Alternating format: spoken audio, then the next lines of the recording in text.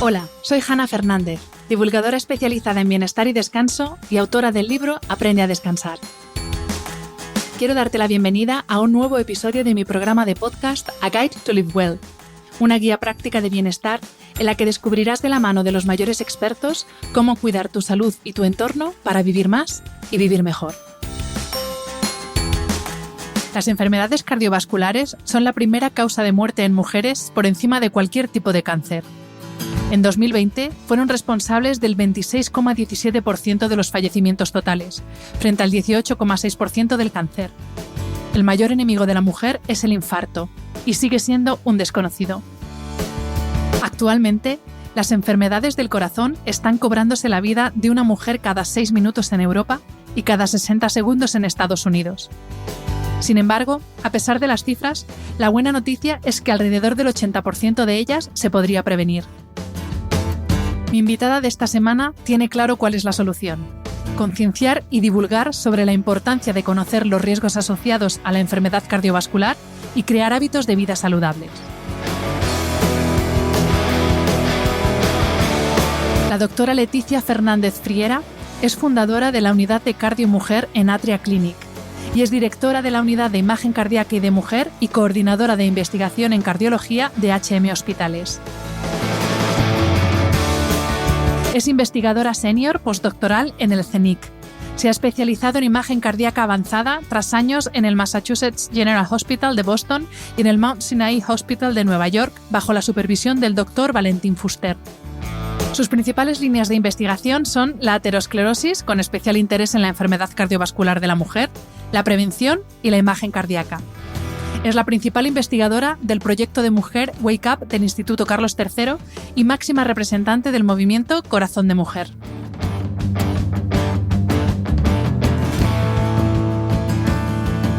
En el episodio de esta semana hablamos de cómo cuidarnos por dentro, en especial las mujeres, que parece que lo de la salud cardiovascular no va con nosotras. Pero ya sabéis que aquí nos gusta cuidarnos tanto por dentro como por fuera. Por eso me hace mucha ilusión recibir en el podcast a Dyson como mecenas de este episodio y a su joya Dyson Airwrap, el moldeador de peinado que riza, alisa, esconde los cabellos encrespados y mucho, mucho más, gracias a los 6 accesorios que lo convierten en la herramienta perfecta para cualquier tipo de peinado y de cabello. El moldeador Dyson Airwrap utiliza el fenómeno aerodinámico conocido como efecto Coanda para moldear el cabello con aire. La tecnología es alucinante. Mide la temperatura 40 veces por segundo, de tal forma que evita el daño por calor extremo en el cabello, dando la medida justa en cada momento. Por tiempo limitado tenéis disponible una edición especial con un kit de peines de regalo. Descubre mucho más en dyson.es.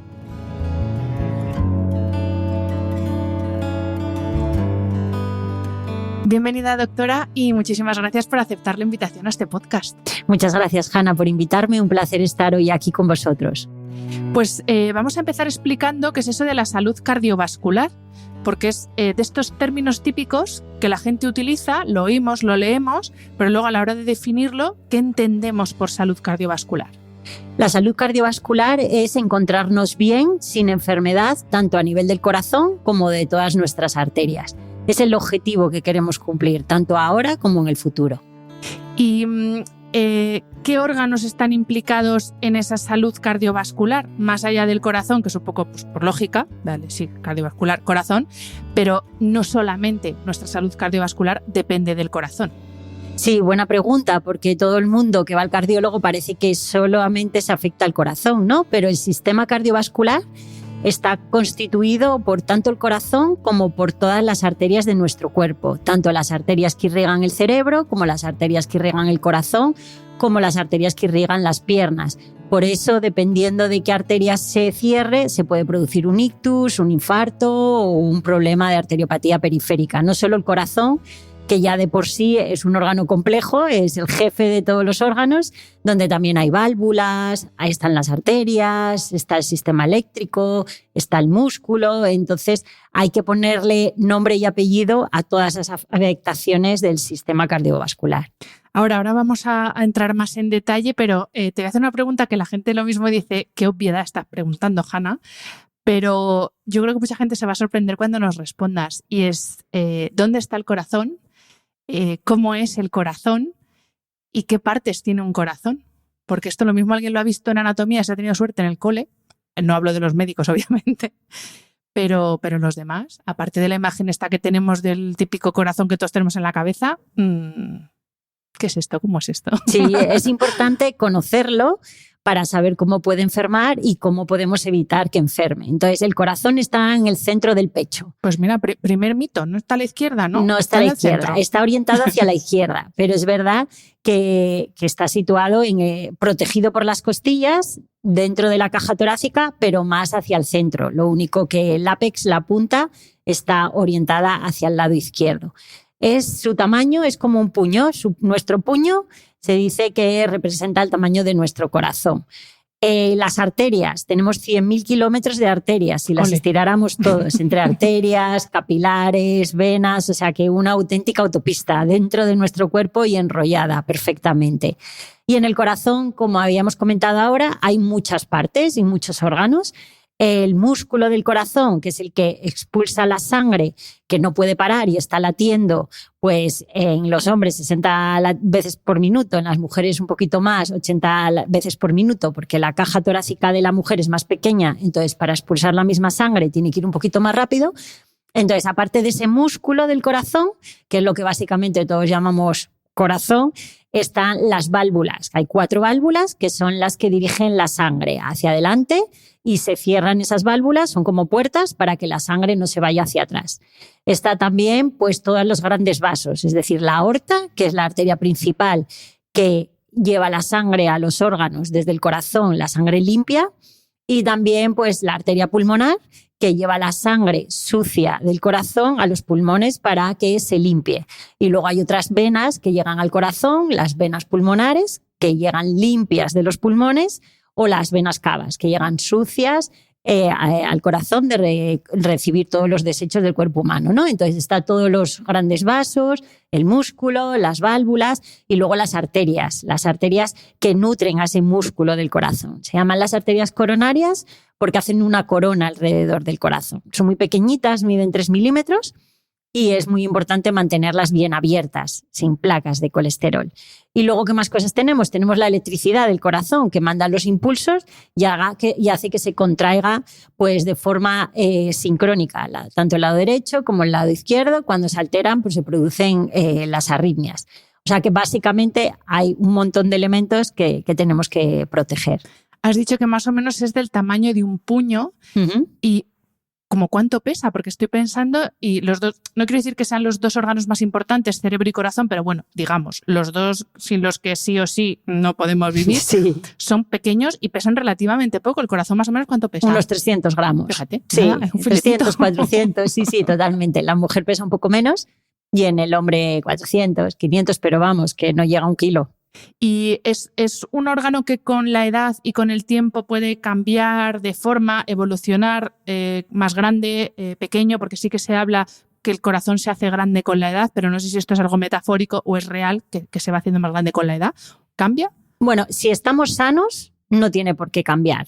Es verdad que se ha descrito en estudios experimentales en animales que las válvulas, que son las puertas que dirigen la sangre, a veces se adaptan a determinadas circunstancias, ¿no? Pero solo cuando enferma el corazón cambia.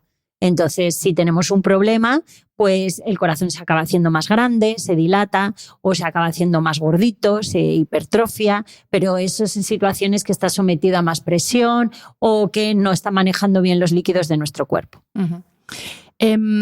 Seguimos con esta comparativa corazón-cerebro porque igual que lo que pasa en el cerebro, que es que digamos que funciona por impulsos eléctricos, el corazón, como ya nos has adelantado, también funciona por impulsos eléctricos y de hecho en tu libro tú hablas del baile sístole-diástole y son esas 2 cosas que todo el mundo conoce la palabra, pero yo si me dices ¿qué es la sístole y la diástole? Ni idea, no te lo sé definir, así que ¿qué es ese baile?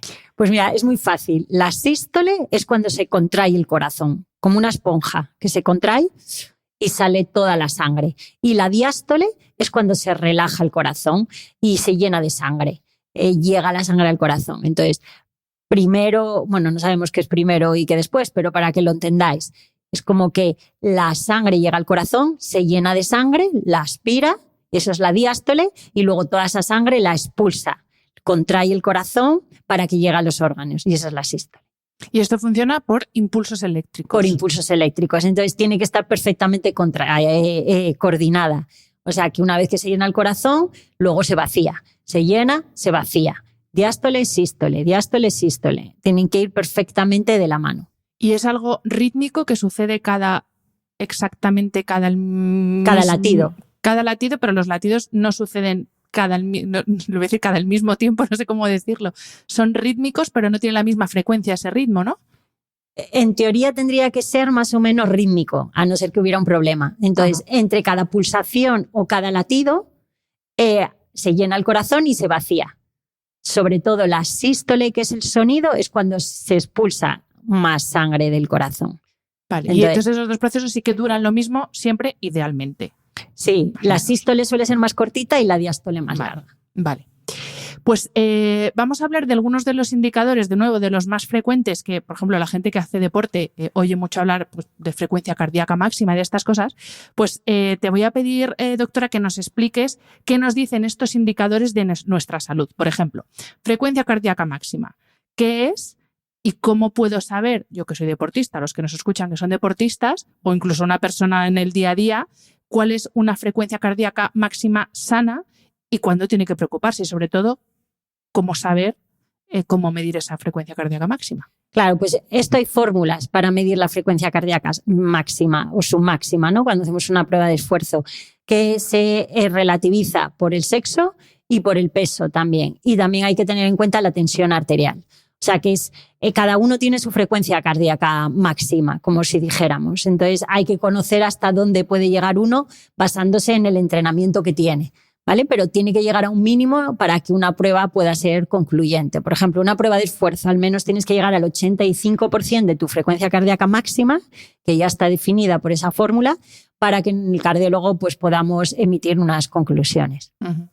Y en el lado contrario, la frecuencia cardíaca en reposo, que esto ahora que se habla tanto de estrés y con todos los wearables que se puede medir prácticamente de todo ya, se habla mucho de la frecuencia cardíaca en reposo y que es un indicador, cuando esa frecuencia cardíaca en reposo es muy alta, un indicador, y corrígeme si esto no es así, de que la cosa no va bien, de que estamos demasiado activados, por así decir. Sí, la frecuencia cardíaca en reposo siempre es más baja que cuando hacemos ejercicio. También viene determinado por el sexo, cómo funciona nuestro corazón y el nivel de entrenamiento que hacemos. Por eso en los deportistas se dice que la frecuencia cardíaca en basal o en reposo es más bajita. Por la noche la frecuencia cardíaca también baja mucho, pero tenemos algún punto de corte, como a partir por debajo de 40 latidos por minuto, en los que tenemos que investigar si hay algún problema subyacente de enlentecimiento del ritmo cardíaco, ¿no? Frecuencias de 35, 30 ya no son tan normales, a no ser que sea pues un Indurain, algo muy, muy entrenado, ¿no?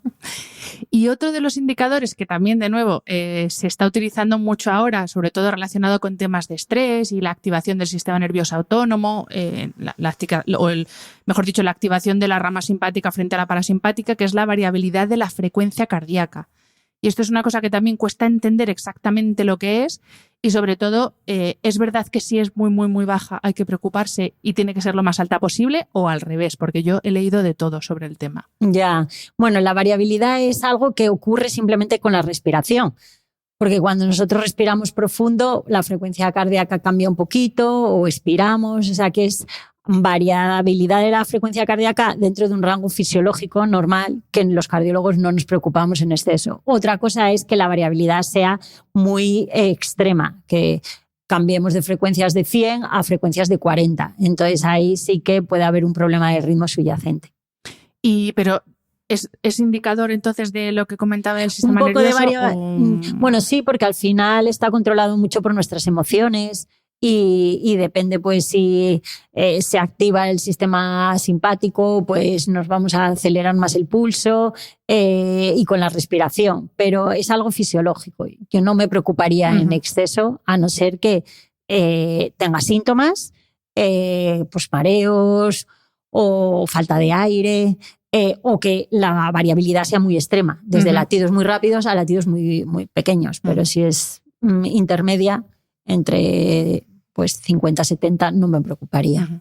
¿Y hay algún otro indicador, algún otro número, por así decir, aparte de estos 3 que hemos visto, que nos pueda hablar de nuestra salud cardiovascular y en nuestro día a día? Obviamente vosotros en consulta tendréis 1000 cosas con toda la aparatología que tenéis para medir, pero para una persona de a pie, ¿hay algún otro indicador que tenga que observar, o con conocer por lo menos los 2 primeros ya va bien? La tensión arterial. La tensión arterial es bastante fácil de monitorizar y te estima mucho en tu salud cardiovascular. Si una tensión está alta, probablemente tu corazón esté sufriendo más. Si tienes las tensiones reguladas, pues está bien, incluso a la baja, ¿no? La tensión arterial, tanto la alta, que es la sistólica, porque es cuando se contrae el corazón, como la baja, que es la diastólica, que es cuando se relaja el corazón, es importante revisarlas periódicamente. Y aparte, pues la frecuencia respiratoria. Alguien que está taquipneico, respirando muchas veces por minuto, pues también puede ser un indicador de que el corazón no está bombeando la sangre oxigenada con suficiente velocidad. Uh-huh. Y puede influir, porque ahora al verte, vosotros no la habéis visto a la doctora, pero yo sí la he visto, un gesto que ha hecho de como una respiración como de hiperventilación, y es verdad que ahora se habla mucho del trabajo de respiración precisamente para controlar ese exceso de respiración, sobre todo bucal y respiración torácica, frente a la respiración nasal, que es más fisiológica y que va más diafragmática, no es tanto torácica. Vosotros, desde el punto de vista cardiovascular, ¿esto lo notáis? O sea, ¿notáis que esto sea un indicador de que puede haber un problema cardiovascular, o no tiene que ver el sistema circulatorio, en este caso, con el respiratorio? Sí, no tanto. Quizá preferimos respiración nasal porque ayuda a oxigenar mejor los pulmones que otro tipo de respiración, pero es un entrenamiento que, a no ser que hayas tenido un infarto o que hayas tenido alguna patología que te ayude a oxigenar mejor la sangre, no lo tenemos tanto en cuenta en la consulta. Vale. Pues vamos a hablar de enfermedad, que yo sé que esto no mola, pero para prevenir hay que conocer los posibles riesgos. Entonces, primero, vamos a definir qué es enfermedad cardiovascular y sobre todo vamos a diferenciar, si te parece, doctora, entre qué es inevitable, porque en esto también hay mucho de, es que a mí me viene de familia, entonces yo paso y hago mi vida porque me viene de familia. Entonces, ¿qué es inevitable y qué es evitable? Vale, pues entonces, todas aquellas afectaciones que alteren nuestro corazón o nuestras arterias son las causantes de la enfermedad cardiovascular. Entonces, en el corazón, pues los problemas que afecten a las válvulas, las valvulopatías, los problemas que afecten al músculo, las miocardiopatías, problemas que afecten a la electricidad, las arritmias. Todos esos son enfermedades del corazón, o problemas de las arterias del corazón, que es cuando se produce un infarto o una angina de pecho. Esas son las principales. Y luego la principal enfermedad de las arterias es la aterosclerosis, que es el depósito de placas de colesterol dentro, pues, de la arteria. Entonces acaba ocluyendo esa arteria, o bien esa placa dentro de la arteria se puede romper, se desprenden sustancias dentro de la placa y acaba produciendo, pues, una oclusión del flujo y un daño del órgano donde está esa arteria. Si está en el cerebro, pues produce otros síntomas que si están en el corazón, pero al final es la enfermedad de las arterias. ¿Qué podemos evitar? Pues hasta un 80% de la enfermedad cardiovascular se puede evitar si hacemos revisiones periódicas, si nos cuidamos, si tenemos nuestros factores de riesgo cardiovascular a raya, como decimos, ¿no? Entonces, ¿qué peso tiene la genética? Pues mucho, pero ahora existe el concepto de la epigenética, que podemos modificar la genética que heredamos. O sea que porque nuestros padres hayan tenido muchos infartos o en la familia haya mucha carga de enfermedad, nosotros podemos poner nuestro granito de arena e intentar al menos enlentecer esa progresión de la enfermedad cardiovascular. Es verdad que vamos a tener más riesgo que otras personas y vamos a tener que tener más cuidado en cuidarnos, pero se puede modificar y nuestro destino no está ya determinado. O sea, que esa gente que dice, pues nada, a mí que me den la pastilla y bien de comer y bien de no moverme, claro, porque total lo traigo en los genes. No, 20%. Hay que intentar cambiarles, porque de verdad que se puede evitar. Eso yo creo que es uno de los motivos por los que estamos aquí, motivar que, aunque es la primera causa de muerte a nivel del mundo, 1 de cada 2 personas en el 2040 padeceremos una enfermedad cardiovascular, se puede evitar. Entonces hay que poner de la mano de cada uno para hacerlo bien. Uh-huh.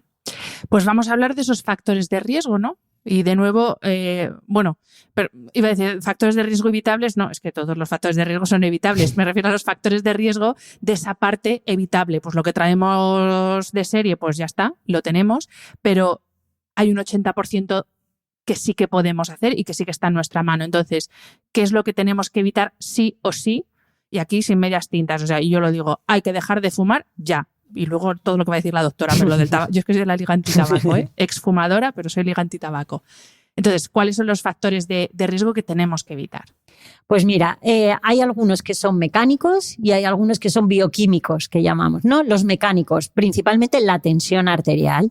Entonces, hay que mirarnos la tensión periódicamente y hay que comer con poca sal. O sea, la sal fuera de nuestra vida, porque sube mucho la tensión arterial. Aprender a comer con menos sal.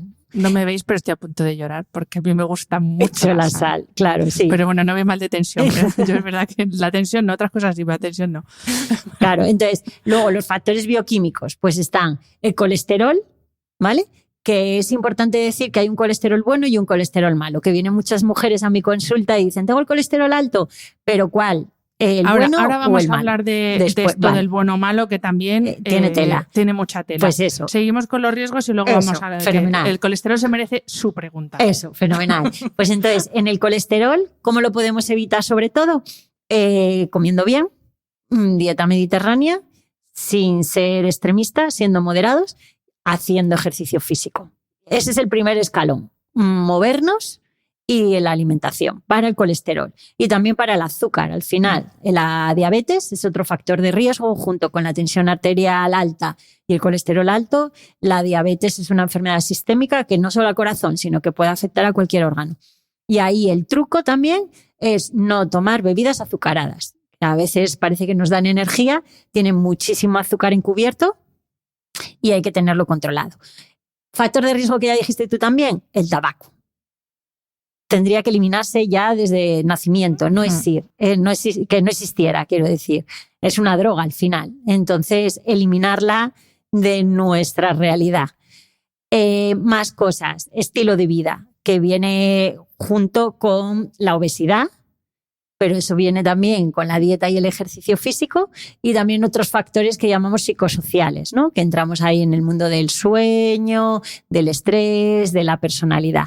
Pero básicamente esos serían los factores de riesgo principales. La hipertensión arterial, el colesterol alto, la diabetes mellitus, el tabaquismo y luego pues obesidad, estilo de vida nocivo. Vale.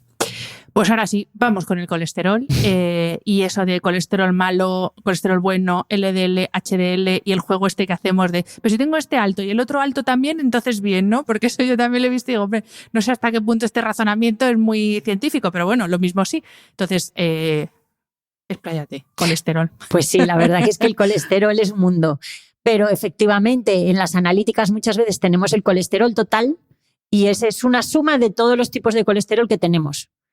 Ya sea el que producimos como el que comemos, ¿vale? Porque solo el 20% de colesterol que tenemos viene de la dieta, o sea que es mucho el balance de producción y eliminación, ¿vale? Entonces, ese es el colesterol total.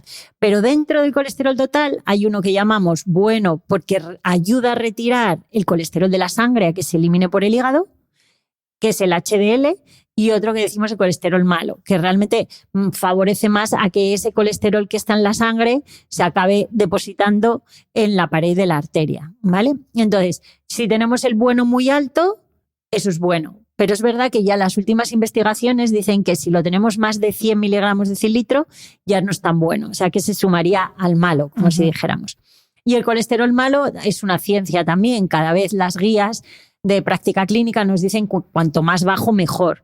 Entonces, hace unos cuantos años el punto de corte era 160, luego lo bajaron a 130, luego lo bajaron a 115 y a las de hace un par de años a 100. Entonces, aquí el mensaje es que cuanto más bajo mejor, pero tampoco sin volvernos locos, porque el colesterol sí que lo necesitamos para sintetizar las membranas de las células, que son las que nos protegen a nuestras células, y para sintetizar también hormonas o catecolaminas, otro tipo de sustancias que nos ayudan a regular nuestro metabolismo. Entonces, la enseñanza, LDL, cuanto más bajo mejor, pero poniendo en una balanza, sobre todo, que pese estilo de vida, y HDL alto, pero sin pasarnos. ¿Y lo de que no pase de 100 es el total o...? El HDL. El HDL que no pase de 100. ¿Y el LDL? Que no pase idealmente 115 miligramos de decilitro. Pero es verdad que ya las últimas guías de hace un par de años, las europeas, dicen 100. Pero bueno, en prevención primaria, es decir, en gente que está sana, en torno a 115 está bien. 100, 115. Nos quedamos con el 100, números redondos. Pues genial, 100. Así, si nos pasamos, pues mejor, quiero decir que tenemos más margen. Y otra pregunta que te quería hacer, doctora, es, ahora, bueno, también depende de lo que lea cada uno, pero hay como una corriente un poco, vamos, hay una guerra abierta a las estatinas, que es bueno, lo que se utiliza para tratar a personas que tienen colesterol alto, así dicho muy simplemente. Entonces, quería preguntarte, pues eso, ¿qué son las estatinas? ¿Qué hacen exactamente las estatinas? Y obviamente todo tiene sus efectos secundarios, pero claro, habrá muchas personas que ahora a la hora de ir al médico y el médico le diga, no, pues tienes que tomar sí o sí la pastilla tal, que son estatinas, diga, ay no, que he leído que esto es muy malo para no sé qué más cosas. Entonces, ¿cómo manejamos ahora? Porque es lo que pasa un poco en el mundo este que tenemos tan digital, que es todo polarizado, o sea, es todo o buenísimo o malísimo, no hay término medio. Sí, pues la verdad que es un tema muy controvertido, ¿no? Pero si hay que decir algo es que podemos encontrar de todo en todos los sitios y distintas corrientes. Lo que hay que ver es el peso de la información, dónde leemos lo que leemos, el tipo de revista donde se publica, cómo se ha hecho el estudio, si tiene mucho seguimiento, en qué cortes, o sea que hay que profundizar un poquito en lo que leemos. Y para eso el público se tiene que dejar aconsejar por los profesionales, que como digo yo, leemos la letra pequeña. Entonces, las estatinas es un fármaco que ha demostrado por activa y por pasiva, en ensayos multicéntricos, en guías de actuación, estudios longitudinales, con un gran peso que reduce los eventos cardiovasculares. Esa evidencia es así y no podemos negarla. Es verdad que tiene efectos secundarios. Efectos secundarios que hay que poner en una balanza. Si se producen, hay otras alternativas de fármacos. No hay que seguir tomándolos a pesar de los efectos secundarios, pero si no se producen, sus beneficios son muy importantes y también de forma individualizada. Gente sana, hay que valorar realmente si lo necesitan o no, atendiendo a su riesgo individual, pero en gente enferma que ya ha tenido un infarto, no cabe duda que la estatina añade muchísimo beneficio a que no vuelva a tener otro infarto, como si dijéramos. ¿La estatina qué hace? Pues reduce el colesterol malo de la sangre porque favorece su eliminación y además tiene un efecto antiinflamatorio. Es decir, que cuando hay una placa de colesterol como que la estabiliza, la hace que se quede allí bloqueada, no hace que se rompa bueno, no tan directamente, pero estoy intentando que se entiendan los mensajes. Sí, mejor, ¿no? Simplificar porque... Pues simplificar, pero no va ahí la estatina pero quiero decir que modula muchísimo la inflamación, entonces previene o favorece que esa placa no se rompa. Entonces es una forma de protegernos. Cuando ya tenemos enfermedad, y como digo, si no la tenemos, hay que individualizar el riesgo y si tenemos mucho riesgo no hay que tener miedo, porque es un seguro de vida. Antes no teníamos estos fármacos tan buenos. Ahora que tenemos la suerte de tenerlos, pues tenemos que utilizarlos, pero utilizarlos bien, seguidos por el profesional y de forma individualizada. O sea que también se pueden usar de forma preventiva, porque la placa no desaparece. Esto hay que tenerlo claro, ¿no? La placa no desaparece. Y si se mueve malo. Hay muchos estudios, se estabiliza y a veces se compacta un poquito o se cambia el material del que está formado la placa. Imagínate una placa que está formada de colesterol blando, como si dijéramos. Esa es más fácil que se rompa porque es muy frágil, como si dijéramos. Pero hay otra placa que tiene calcio y ese calcio le da estabilidad. Entonces, esa hace que no se rompa. Entonces, la estatina tiende a hacer la placa más calcificada, por ejemplo. Entonces, la estabiliza, de forma que no es tan fácil que se rompa. Se entiende bien, perfectamente. ¿no? Entonces, cambia el componente de la placa y aunque no se puede eliminar la placa como si pusiéramos cal en las tuberías, pero a veces se quedan como más limitadas. Pero sí, lo que hay que intentar evitar es que no haya placa. Entonces, si tienes colesterol alto, riesgo alto, mala calidad de vida, aunque no tengas enfermedad, pues te puedes plantear, seguido por indicación médica, tomar estatina. Y dentro del ámbito de la suplementación, con esto digo que no hace falta la receta de un médico, es que ahora estoy dudando si es levadura roja de arroz o levadura de arroz rojo. Se me está... Ahora no sé es así, cómo, es parecido. cómo Es el extracto de arroz rojo, levadura de arroz rojo. Es un arroz, es que es un arroz especial. Pero ¿hay evidencia científica de que ayuda también a controlar ese colesterol malo? Sí, ayuda a controlarlo, es el precursor de las estatinas. Todavía no tiene el componente químico, pero hay evidencia científica sólida y hay mucho desarrollo en que es una buena alternativa para controlar pues, niveles de colesterol cuando todavía no hay mucha enfermedad o una persona es más joven o incluso si tiene efectos secundarios a una estatina. Y ya por último, ya como al final de la cadena,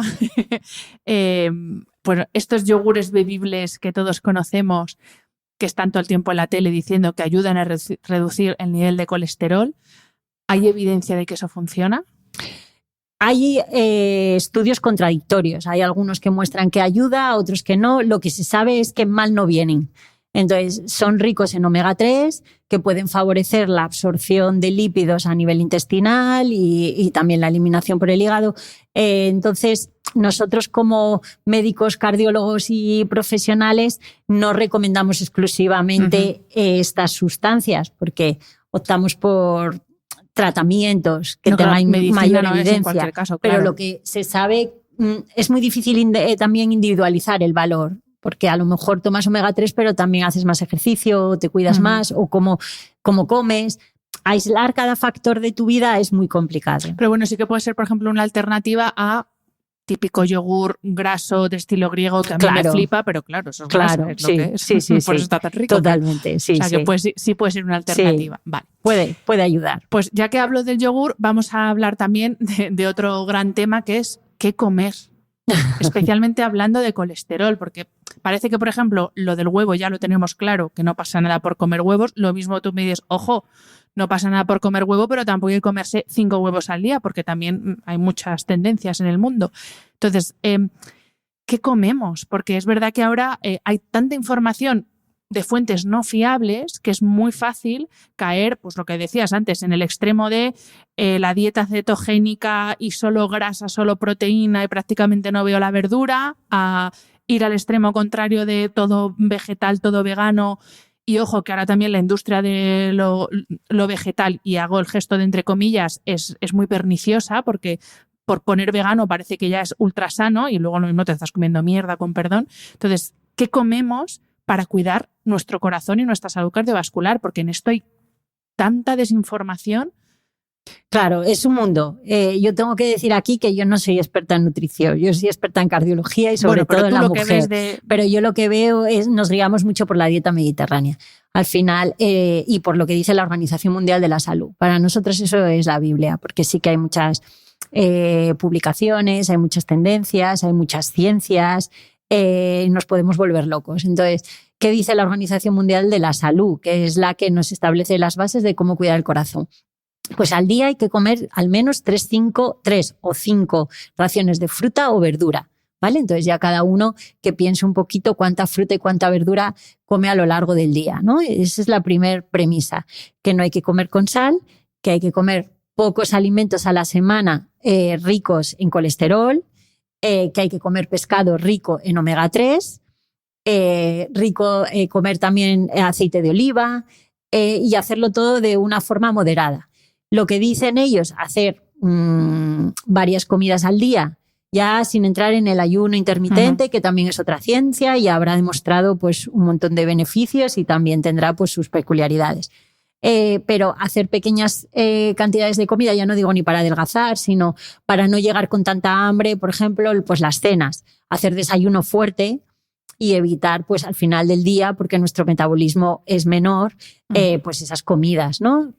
Y si uno toma pues una fruta de verdura, una fruta de manzana, una pieza, una pieza de fruta a media mañana o a media tarde, intentar llevarlo en el bolso, beber mucha agua, también ayuda a eliminar tóxicos y sobre todo ser constantes. No hacerlo pues 5 días y el fin de semana hacer uno pues saltarse todas las normas. Entonces en eso es mejor no ser estricto porque si no al final lo que tenemos que aprender es a saber comer, educarnos en nuestro estilo de vida. Un estilo de vida no es una comida o no es un producto, sino es cómo es nuestro día de forma mantenida. En verano, en invierno, en Navidad, siempre. Bueno, como se ha comido en España toda la vida, hasta que no empezó a llegar las moderneces, como digo yo, y yo, ojo que he caído en todas, pero es verdad que aquí se ha comido bien toda la vida y ahora, obvio, por el estilo de vida que llevamos cada vez más loco, pero aquí siempre hemos sabido comer bien y la verdad es que da pena ver cómo, pues eso, viene cualquier novedad de fuera con un nombre en inglés y ya nos volvemos todos locos y nos olvidamos de que, oye, si hemos llegado hasta aquí con la dieta mediterránea, pues muy mala no será. Claro, claro, totalmente de acuerdo. Entonces, bueno, sí que es verdad que esos hábitos teníamos que mantenerlos, ¿no? Yo, desde luego, cuanto más investigo, más leo, sobre todo en temas de nutrición, y yo no soy nutricionista, pero cuanto más veo, más me doy cuenta y yo más estoy volviendo a come cuando tienes hambre, no te cebes. Eso, totalmente. Hazlo siempre parecido. De todo no, pero vamos, por la verdura, y disfrútalo, la cosa. Sí, y bueno, pues no bebas alcohol. Ahí vamos a hablar, ahí vamos con el alcohol, porque también hay otro gran... Claro, yo he de decir también que yo siempre me he formado pues en Nueva York, en el Monte Sinaí, en Harvard, en Boston, con gente pues muy moderada, como es el doctor Valentin Fuster, la doctora Malisa Good en Boston. Entonces... Allí lo de la copita de vino todos los días, no. Es el sentido común, ¿no? Muchas veces, sí. No, pero lo que no hay que hacer es prohibir. Ni prohibir ni obligar. Pero es que ahora no recuerdo... fue una entrevista además a otro doctor y me dijo que sí que se había visto, pero que era un caso muy concreto, paciente, hombre de más de 45 años, me parece, que los polifenoles del vino o algo así sí que podían tener cierto beneficio. Pero claro, era una cosa tan... O sea, había que cumplir tantos requisitos que eso era como, o sea, pues como una posición abogada del Estado, que era como muy complicado entrar justamente en... Claro, en ese perfil. Que no nos ayuda para nuestra salud cardiovascular. Otra cosa es que intentemos buscar las excusas. O que es bueno, o que si nuestro abuelo se tomaba una copita de vino y ha vivido hasta los 100 años, pero en general el alcohol no es bueno. Esto lo dicen los de las Blue Zones, las zonas azules. Dan Buettner, que ha analizado como varias comunidades en el mundo que tienen un porcentaje muy alto de centenarios. Y una de las cosas comunes a casi todos ellos es que tienen, pues los japoneses de Okinawa, el sake, los griegos de la península de Icaria, su licor de ahí. Y como que lo consideran como uno de los factores que han contribuido a que esas poblaciones tengan tal cantidad de centenarios. Y claro, luego esto, pues eso, si lo coges con alfiler, uno que se pueda agarrar a esto y diga, pues venga, voy a darle al vino tinto. También hay una tribu del Amazonas también que no tienen enfermedad cardiovascular. Entonces está estudiando qué comen, qué hacen, qué estilo de vida llevan, pero son básicamente cazadores y agricultores. Y que están en la naturaleza todo el día moviéndose. Claro, entonces es una enfermedad al final de la sociedad en la que vivimos. O sea, se puede decir que es una enfermedad de la vida moderna. Totalmente. Sí. Vale, pues vamos a hablar de sueño y de descanso, porque claro, hemos hablado de alimentación, ejercicio, todos tenemos claro que es la base de la salud cardiovascular, pero ¿qué sabemos de cómo afecta la privación de sueño y el mal descanso? O sea, pues eso, la vida moderna hasta que llevamos de no paro desde las 6 de la mañana hasta las 12 de la noche. Claro, pues bueno, no hace falta ser muy listo para saber que ese estilo de vida es totalmente contraproducente para el corazón, para las arterias y seguramente para el resto de nuestro cuerpo.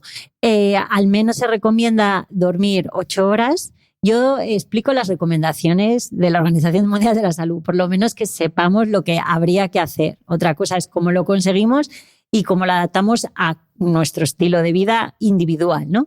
Pero se recomienda 8 horas de sueño y no fragmentado. Es decir, el hecho de tener microdespertares durante la noche se asocia con más riesgo de enfermedad cardiovascular. Entre 6 y 8 horas, pues bueno, no hay tanto riesgo. Eso sí, que la gente que duerme menos de 6 horas, en algún estudio que hemos publicado, se ve que tienen más riesgo de enfermedad cardiovascular. Y no solamente la cantidad, ¿no?, que es el tema del fragmentado, sino la calidad del sueño también, que reproduce mucho, hace que nuestro metabolismo al final no para. Por la noche lo que pasa es que lleva otro ritmo, pero tiene que ser importante hacer bien el ritmo nocturno para que nuestro ritmo diurno también funcione correctamente. Uh-huh. ¿Y qué podemos decir del estrés? Y en esto ya vamos a ir entrando más en el ámbito mujer, que es tu especialidad, porque, bueno, no quiere decir que las mujeres seamos más estresadas que los hombres ni estemos más estresadas, pero sí que es verdad que yo en mi entorno siempre veo más a las mujeres aceleradas más que a los hombres. Lo mismo es cosa de mi entorno y no es una cosa general. Pero al final esa activación constante, porque al final el estar en constante estado de a ver qué va a pasar, de alerta, una de las respuestas fisiológicas es que la frecuencia cardíaca se acelera. Es como, pues si tengo que salir corriendo delante de un león, pues ay, Dios mío, que se me ha olvidado la merienda de los niños. Al final todo eso son nuestros dramas y son nuestros leones. ¿El tener constantemente esa respuesta fisiológica activada afecta a la salud de nuestro corazón o estamos preparados para ello? Afecta. En los niveles que estamos ahora, claro, que es permanente. Afecta a la salud de nuestro corazón y de nuestras arterias. Por ejemplo, un efecto inmediato es la tensión arterial. Hay una subida de la tensión arterial en respuesta a las catecolaminas que libera el sistema nervioso simpático, y entonces nuestro tono vascular se eleva, y entonces eso hace que haya más resistencia a la que se tiene que enfrentar nuestro corazón, ¿no? Empeora también el metabolismo del hígado para, pues, eliminar el colesterol o el azúcar. O sea que no hay ninguna duda que el estrés influye. Ahora bien, ¿cuánto influye de forma individual si anulamos el resto de los factores de riesgo? Uh-huh. Es difícil de decir, ¿no? Entramos otra vez en el estilo de vida, porque el estrés te lleva a fumar más, a comer peor, a no dormir. Entonces, hay que englobarlo en hábitos de vida. Uh-huh. Siguiendo con el tema mujer, claro, a ver cómo lo enfoco yo esto para no ser muy tremendista, porque yo es que me pongo muy tremenda enseguida y tampoco quiero ser alarmista, pero ¿cómo es el infarto en las mujeres? Porque una de las cosas que más me ha sorprendido leyendo tu libro es que difiere mucho, que difiere el infarto en una mujer, la sintomatología, del infarto en un hombre, porque pues todos sabemos lo de que me duele el lado, no es el lado derecho, ¿no? El izquierdo cuando les duele, pensaba que era al contrario. Pues eso es como algo que más o menos todos, pues si a un hombre le duele el brazo, oye, lo mismo estás teniendo un infarto. Pero ¿cómo es un infarto en una mujer y cómo es la sintomatología? Pues puede ser igual que la de un hombre, o sea, puede tener dolor en el pecho, normalmente es centro torácico opresivo, como si le apretaran y irradiado el brazo, pero también puede tener otros síntomas, que es lo que yo siempre digo, que hay que reconocer que otros síntomas pueden estar asociados a que una arteria de nuestro corazón se esté tapando, ¿no? Por ejemplo, una pérdida de conocimiento, por ejemplo, falta de aire de forma brusca, o que ese dolor se irradie, por ejemplo, en las mujeres va a la mandíbula o a detrás de las orejas a veces, a la espalda, o que empieza a manifestarse por náuseas, vómitos. Es verdad que suele ser bastante llamativo, pero es lo que llamamos los síntomas atípicos, es decir, que no es lo típico del infarto. Entonces complica mucho el diagnóstico, tanto a los profesionales como al propio paciente, porque no lo identificas. Entonces, si tú no identificas que estás teniendo un problema, tardas más en consultar y el daño es mayor, ¿no? Entonces, lo importante es no ser tu propio médico y decir, esto no es un infarto, y tener en mente que hay otros síntomas diferentes al dolor del pecho y al brazo que pueden estar asociados con un infarto. Y luego otro tema muy importante, que la mujer tiene infartos.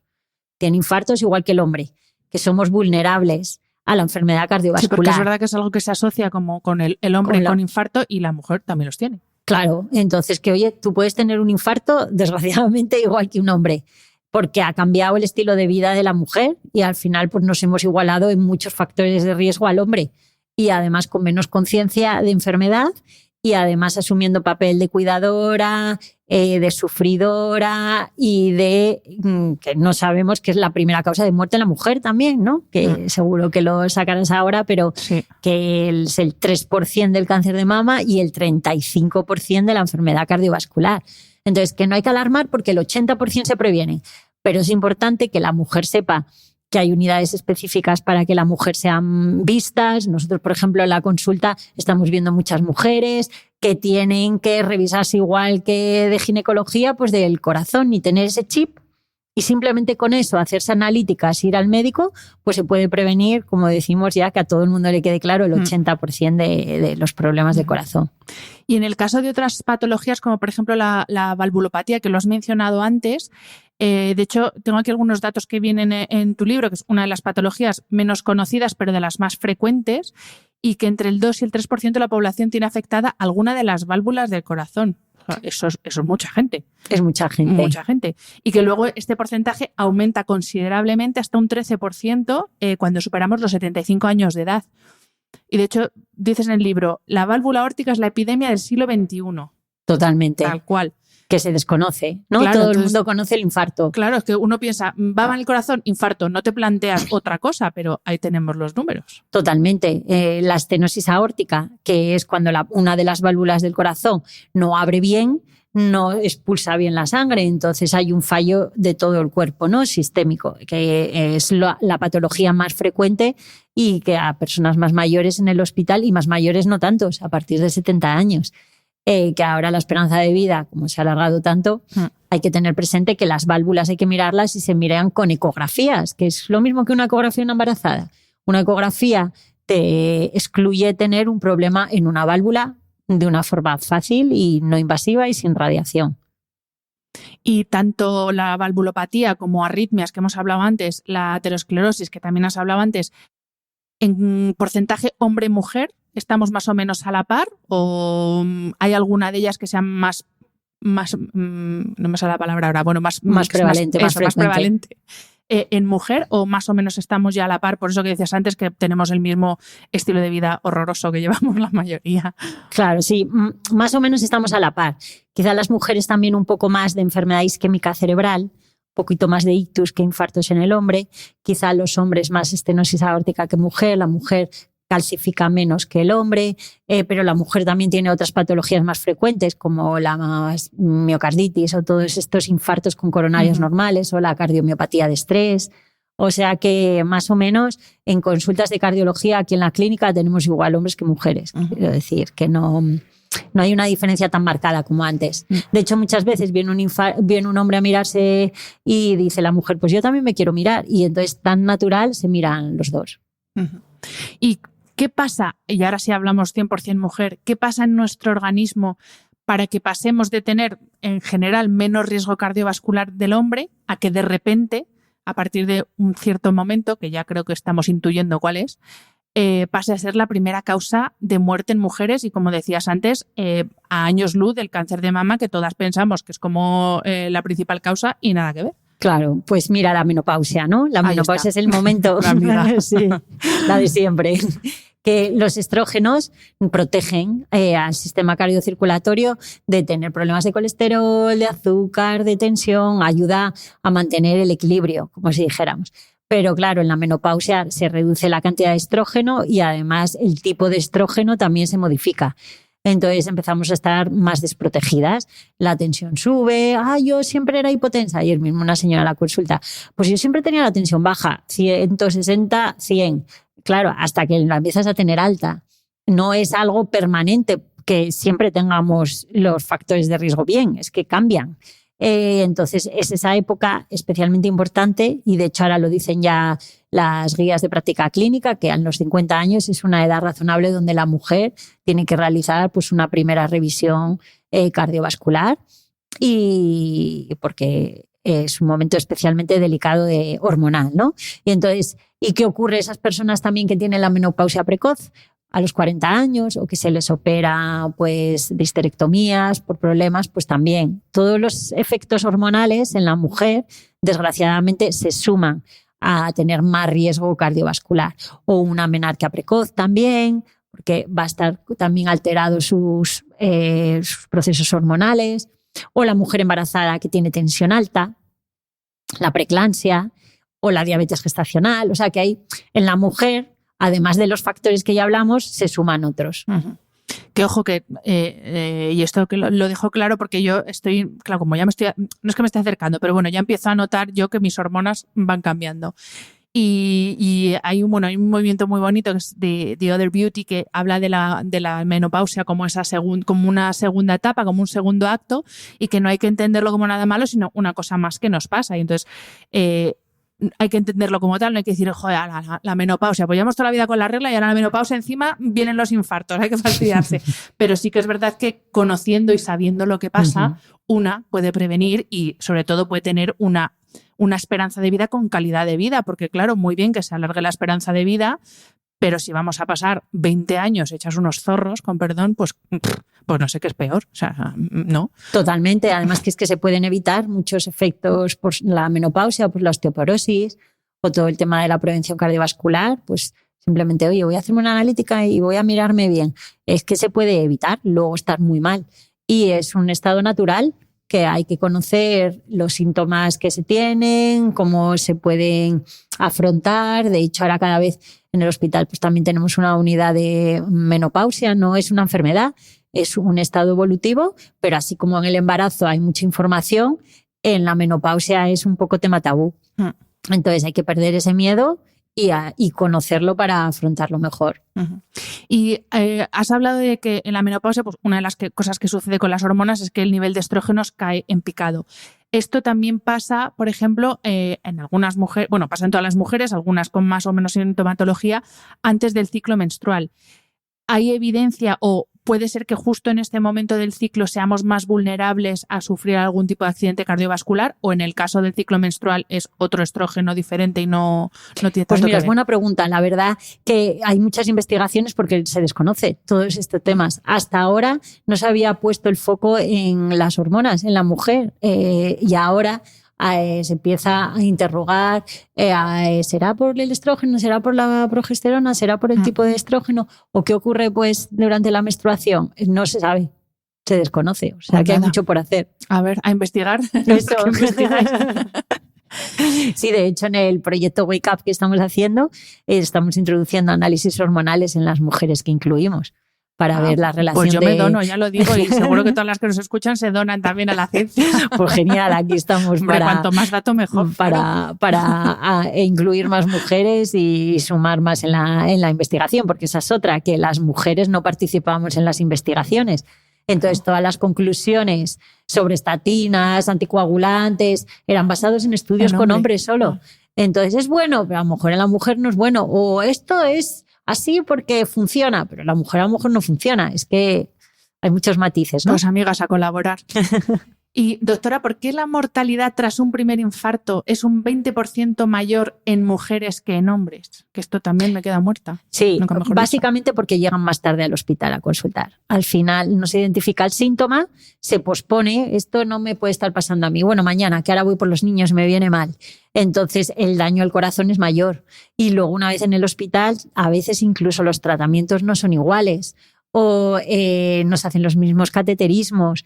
O los profesionales, muchos no están entrenados a identificar esa enfermedad cardiovascular en la mujer, entonces está cambiando, pero eso impacta al final en el pronóstico, ¿no? Entonces, por eso siempre abogamos por unidades específicas de mujer para que esté formada por gente que sabe de ello, ¿no? Y se agilice todo el diagnóstico y el tratamiento. Y vamos a hablar de mujer deportista a partir de 40-45 años. Primera pregunta, claro, porque al final el ejercicio es muy bueno, eso no lo voy a decir yo que no, pero claro, es un estrés para todo el organismo, incluido también para el corazón, si hablamos de ejercicio de alta intensidad, ya no digo maratones, pruebas de ultra trail, pruebas de mucha exigencia. Entonces, me incluyo, ¿tenemos que tener algún cuidado especial con nuestro corazón en este caso? ¿Debemos hacernos una prueba de esfuerzo, repetirla cada año? ¿Cómo cuidamos? Porque, oye, también lo mismo nos pasamos un poco también a veces. Claro, hombre, yo como cardióloga que me dedico a la mujer y también pues tema de deporte, imagen, una revisión antes de empezar a hacer deporte es importantísimo, porque hay que ver primero que tengamos un corazón sano, que tengamos actitud para ponernos a correr como locos, ¿no? Entonces, una revisión inicial yo diría que sí o sí, y luego dependiendo de lo que encontremos y de qué tipo de deporte hagamos o con qué frecuencia, pues ya valoramos revisiones continuadas. Pero, por ejemplo, el eco de esfuerzo, en vez de la prueba de esfuerzo de correr en una cinta, te ayuda mucho a ver cómo funciona el corazón mientras corres. Eco de esfuerzo. Ecografía. Ecografía, sí, una ecografía, pero mientras estás haciendo un ejercicio. O sea, aquí en la clínica lo tenemos con bici, pero también se puede tener con cinta, pero te reproduce cómo contrae tu corazón mientras tú estás haciendo el ejercicio físico y lo ves. Ahora abogamos mucho por la imagen, porque hay que verlo para ver lo que hay, ¿no? Que no tanto los trazados eléctricos o las probabilidades. Si tú ves que el corazón se hace más grande o se contrae peor cuando haces ese ejercicio, puede haber algún problema subyacente. Si lo ves perfecto, alcanzas la frecuencia cardíaca submáxima, te miras la tensión también, que también lo monitoriza con el electrocardiograma, no, ya estás seguro para correr. Pero es como todo, que no sé, un coche sin tú saber que tiene un buen motor, tampoco lo vas a poner a 1000 por hora. Y es que es surrealista que en cambio el cuerpo sí, sin saber cómo estamos en el órgano principal del corazón, que es el órgano principal, que es el corazón, nos ponemos a tope, ¿no? Yo eso es asignatura pendiente porque nunca me he hecho una y hago mucho el cafre entrenando. Es verdad que nunca he tenido ningún susto, pero es una de las cosas que me empiezo a plantear de, Dios mío, si un día me da el jamacuco, porque claro, se pone el corazón. Yo por lo menos yo no corro, pero en CrossFit, que es lo que hago yo, sí que es verdad que a veces cuando se mueve mucho peso se pone el corazón, o sea, a tope no, lo siguiente. Claro, hay que mirarlo. Aunque sea una vez, porque además te da tranquilidad y seguridad. Tú no sabes cómo es tu corazón hasta que lo ves. Y eso con la ecografía se puede ver. Pues, doctora, para terminar con la entrevista, vamos a sacar la bola de cristal un poco. Te quiero preguntar porque tú eres como de las avanzadas. Siempre en medicina están como los que van un poco al tran-tran y luego los médicos más visionarios que dicen, oye, ¿y por qué no miramos por aquí? Oye, ¿por qué no creamos unidades específicas para la salud cardiovascular de la mujer? Entonces, por eso me atrevo a sacar la bola de cristal. Y te quiero preguntar por el futuro de la cardiología, pero fuera de la esfera clínica, porque ahora hay toda una corriente de aparatología de todo tipo que puedes tener en casa, que llevas, que te mide. De hecho, por ejemplo, hay un Apple Watch que hace electrocardiograma. Entonces, te quiero preguntar, ¿cómo de fiable es todo esto para saber si estamos más o menos bien? Es decir, los que vamos, entrenamos y nos estamos mirando la frecuencia cardíaca tal, el HRV, el no sé qué, el no sé cuántos, ¿nos podemos fiar de esto? ¿Es un buen aliado a la hora de cuidar la salud cardiovascular? Por supuesto, esto no quita nuestra visita al especialista, pero vaya, para nuestro día a día, porque esto es que está, o sea, ahora mismo yo que leo mucha cosa americana, que bueno, tú también porque te has formado allí, claro, ahora hay una cantidad de dispositivos, de movidas para tú en tu casa medirte, verte tal. ¿Hasta cuánto nos podemos fiar de todo esto? Claro, pues es una línea muy difícil de definir. Nosotros abogamos siempre porque la salud y la enfermedad sea vista por profesionales, pero es verdad que todos estos dispositivos pueden ayudar también a los profesionales a que los pacientes se cuiden más, siempre que esté dirigido con algún motivo. Por ejemplo, yo a algunas de mis pacientes les puedes indicar alguna app o algún dispositivo que les pueda ayudar pues, a caminar, por ejemplo, el número de los pasos, ¿no? Todo el tema de monitorización del ritmo cardíaco, pues está bien, pero tiene sus limitaciones. Entonces, sabiendo que si pone una frecuencia cardíaca de 200 puede que sea un artefacto y no real, sabiendo que una persona no es hipocondríaca y se va a creer todo lo que digan estos dispositivos que al final pueden fallar, pues está bien tenerlo como acompañante, pero no basar su actividad diaria en estos dispositivos. Pero es verdad que incluso para el proyecto este de Wake Up o en Atria aquí mismo, pues a veces utilizamos estas herramientas que al final es como nuestro teléfono. No le podemos decir a nuestro hijo, no uses el teléfono, porque sería apartarlo del día a día, de la vida en la que vivimos, ¿no? Entonces, que nos acompañen, pero con un uso inteligente. Y a la hora de utilizarlo, más fiable los que se llevan en la muñeca, los que se llevan en el dedo, porque ahora también hay anillos, o los de toda la vida que se llevan a la altura del pecho con una cintilla. Pues más que el tipo, yo iría a la marca o a qué registra cada dispositivo. Ya no solo es dónde lo ponemos, sino quién lo ha diseñado, qué parámetros te da, si saturación de oxígeno, si frecuencia, validarlo incluso pues con otros dispositivos que ya sabemos que funcionan, ¿no? Entonces, como hay un mundo, fijarnos bien, como si dijéramos, en quién lo hace, quién hay detrás.